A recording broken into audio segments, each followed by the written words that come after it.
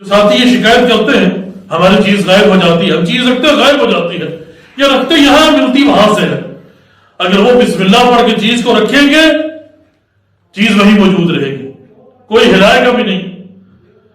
اور ہمارے یہاں کیا ہوتا ہے، ہمارا کوئی نقصان ہو جائے، کوئی بچہ گر جائے، ہم شیطان کو گالیاں دینا شروع کر دیں۔ شیطان کو کبھی مت گالی دیجیے، آپ شیطان کو گالی دیں گے شیطان بھولا نہیں سمائے گا۔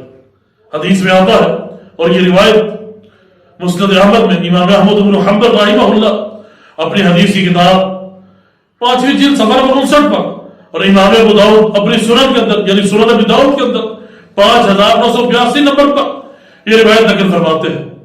صحابی فرماتے ہیں کنت ردیف النبی صلی اللہ علیہ وسلم، میں نبی علیہ السلام کے ساتھ سواری پر سوار ہو کے جا رہا تھا، اتنے میں سواری کا پاؤں پھسلتا ہے، سواری گرتی ہے، فقلت، میں نے کہا تعیس شیطان، شیطان مر جائے۔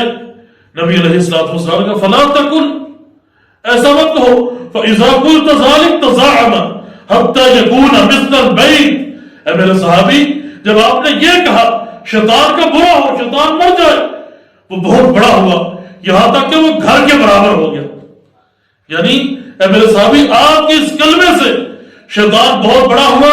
اس نے کہا وبقوتی، یہ تو میری طاقت کی وجہ سے ہوا ہے، یعنی یہ نقصان میری طاقت کی وجہ سے ہوا ہے۔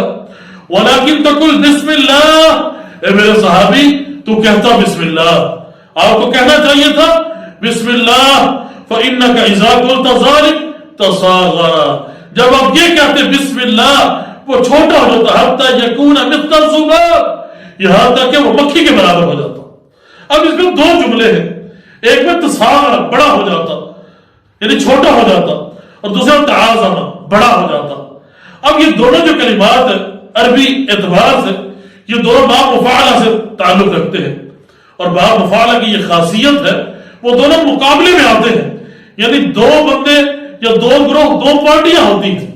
اب اس سے معلوم یہ ہو رہا ہے جب اللہ کا نام لیں گے شیطان آپ کے مقابلے میں چھوٹا ہو جائے گا، آپ شیطان کو گالی دیں گے شیطان آپ کے مقابلے میں بڑا ہو جائے گا۔ یعنی جب بھی کوئی کام بسم اللہ کے ساتھ، مجھے یاد ہے ہمارے پاس ایک مریض آیا، باہر شہر سے میں نام نہیں لیتا کیونکہ صرف مثال سے سمجھانا مقصود ہے، بات سمجھ میں آ جائے، کسی کا تعارف کروانا یا کسی کو تکلیف دینا مقصود نہیں۔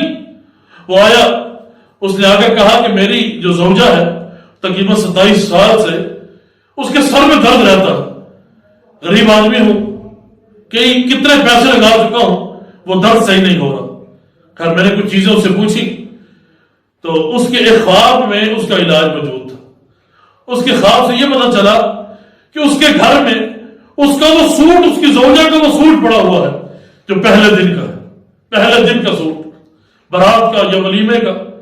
وہ کیا ہوتا ہے، ہم اسراف کرتے ہیں، وہ پہن کے بعد میں ٹھپ کر رکھ دیا جاتا ہے، تہ لگا کر رکھ دیا جاتا ہے۔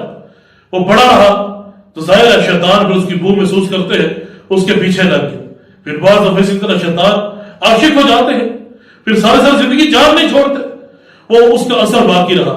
اس کے خواب سے مجھے پتا چلا، میں نے اس سے پوچھا آپ کے گھر میں وہ کوئی سوٹ پڑا ہوا ہے؟ اس نے کہا بالکل موجود ہے۔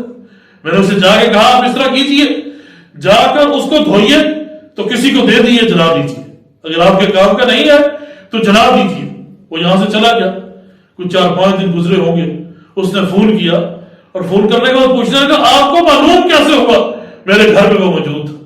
میں نے کہا آپ کے خواب سے معلوم ہوا کہ آپ کے گھر میں وہ موجود ہے۔ اس نے کہا کہ اللہ نے میری زوجہ کو اسی دن شفا دے دی۔ اگر رکھنا بھی ہو بسم اللہ پڑھ کے رکھے، کوئی نقصان نہیں ہوگا۔ پہلی بات ہے ایسا اسراف کرنے کی ضرورت نہیں، ایک دفعہ کپڑا لیا پھر ساری زندگی دوبارہ ضرورت نہیں، تو یہ اسراف ہے، اس سے بچا جائے۔ اور اگر کوئی چیز آپ رکھتے بھی ہیں تو بسم اللہ کے ساتھ رکھیں تاکہ برکت بھی ہو۔